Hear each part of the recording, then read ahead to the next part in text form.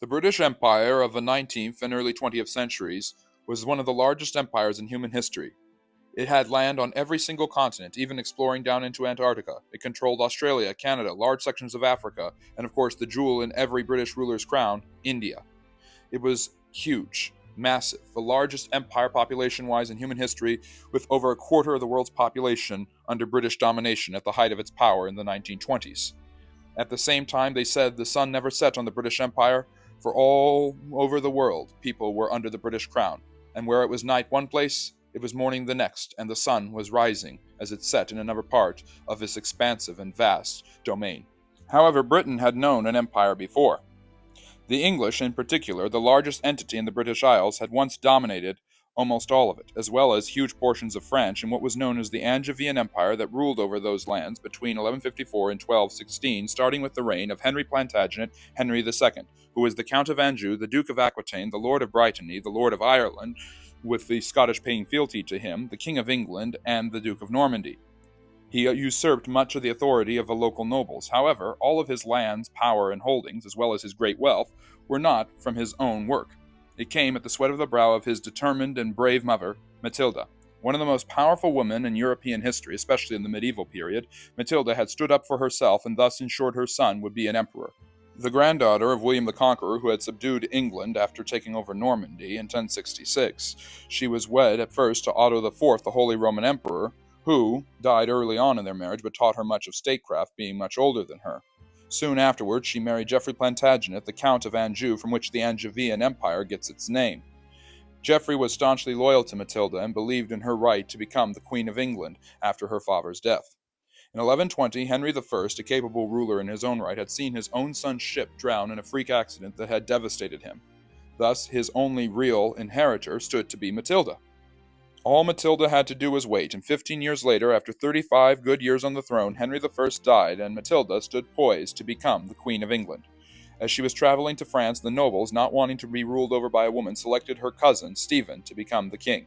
Matilda was outraged by this decision, and instead of standing demurely by and letting Stephen do as he wished, she raised an army with the support of her great love, Geoffrey Plantagenet, and invaded England, thus starting the Anarchy, an English civil war that would last for the next 18 years, as Matilda, invoking the spirit of her grandfather, William the Conqueror, would not sit by and allow the nobles to do as they pleased and select a ruler who was incompetent and did not deserve the throne. The fighting was intense, and it divided and destroyed England, ruining its economy and farming, and many other issues arose.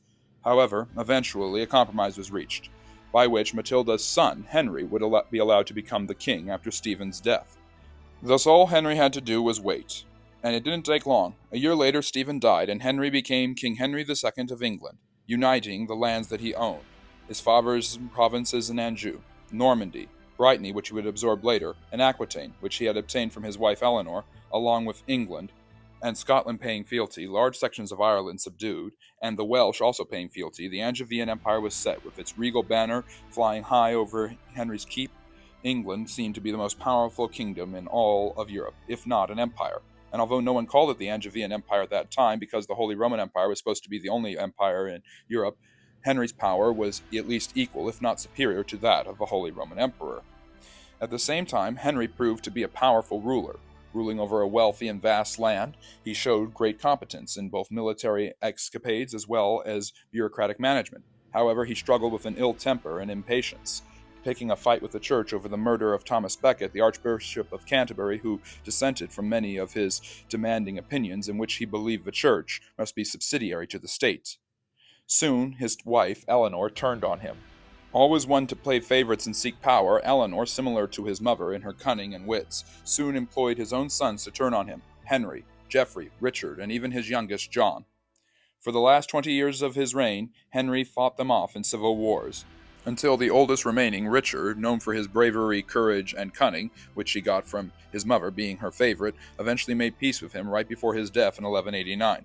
Henry died a broken and frustrated man and left the throne to Richard. Richard I was known for his fighting and warfare, not for his bureaucratic management or ability to control an empire. He soon went off crusading, as he had already promised to do 2 years before assuming the throne. His main opponent? The mighty Saladin of the Ayyubid dynasty that had controlled Egypt and the Middle East and retaken Jerusalem in 1187, thus calling for the crusade. Richard was able to fight Saladin to a draw, but did not have the forces or the support of other crusaders and was eventually forced to sue for peace, one of the first major peaces between Muslims and Christians. Richard proved to be a noble and respectable man who fought hard for his kingdom and for his God. However, he spent very little time in England and did not manage the country well, bringing it into enormous debt before his death from an injury in 1199. He left the throne to his brother, having no descendants of his own, John Lackland, John, the villain of Robin Hood. John's biggest foe was Philip Augustus, the king of the French, who was obsessed with retaking the lands that Henry had claimed as part of his empire. As campaigns were waged, Philip proved to make mincemeat of John and his armies, as John was a terrible general, and more lands were absorbed back into the French fold as the Angevian Empire began to crumble under John's mismanagement. John did everything he could to basically ruin the English throne and chances in France. Unsuccessful campaigns were followed up by demands for taxes and continual bickering with the church. Believing that he was superior to the Pope, John wanted to appoint his own Archbishop of Canterbury. The Pope, Innocent III, one of the strongest in history, dissented, and this eventually led to England being put under interdict, and John having to basically become a vassal of the Pope, doing whatever he said. At the same time, as he tried to raise more money from his nobles to continue the fight against the French, they eventually grew sick of this and in 1215 forced him to sign the Magna Carta, which put limits on the power of the English king, saying that he was not above the law and had to get the permission of his barons and nobles before he could tax them. With his internal soul on the line, his empire in tatters, and his nobles hating them, John turned to do one last campaign to save the glory of the Angevian Empire, but he died shortly thereafterwards in 1216, leaving the throne to his 9-year-old son Henry. Throughout the 1220s, the French continued to eviscerate and carve up English lands throughout the Angevian Empire, leading to its demise. With the loss of land on the continent and the breakdown of authority on the Isles, the English would be set back for centuries to come, and Henry III would suffer a 56-year reign of embarrassments, difficulties, and breakdowns as he tried to hold together what was left of English authority. As time went on, however, the Angevin Empire would sink into the minds of the English. A period of glory, the height of their medieval power, would continue to entrap them, pushing them further into France and to settlement of over all the British Isles, and parts beyond that, till the creation of their own empire was secure. It is England at the height of its medieval power, coupled with the gallantry and chivalry of the day. This is the time of Ivanhoe and Robin Hood. This is not only England at its medieval apex, it is indeed medieval Europe at its apex. Thank you very much for listening. I hope you enjoyed the story of the Angevian Empire, the medieval empire you probably never heard about.